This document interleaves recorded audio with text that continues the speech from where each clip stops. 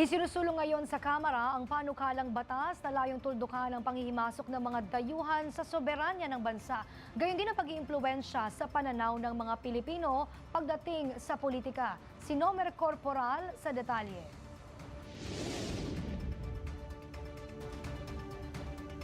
Sentro sa naging pagdinig kahapon ng Committee on National Defense and Security ang deliberasyon sa 6 na panukalang batas na napending noong nakarang taon.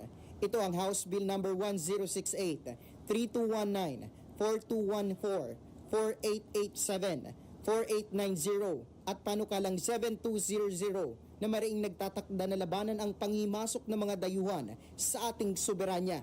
Gayon din ang pag-impluwensya sa paniniwala ng mga Pilipino hingil sa politika na nagreresulta sa pagkawasak ng demokrasya.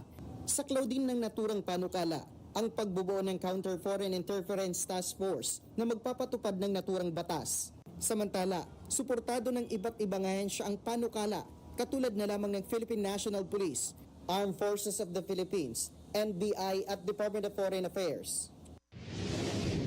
Department of Foreign Affairs supports the passage of a comprehensive legal framework to counter foreign information manipulation and interference, as this is engaged in covert, deceptive, or coercive activities intended to manipulate Philippine political processes, information ecosystems, national policies, and societal cohesion.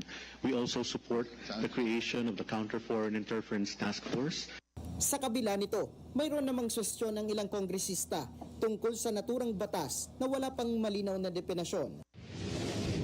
I think it's very important we do come up with our definition because there's obviously not one single official definition, right, as revealed by Congressman Romulo. So, bunsod nito, bumuo naman ang technical working group ang komite para mapag-aralang maigi ang mga panukala at tiyaking hindi ito magiging kapareho ng mga naunang naisabatas na.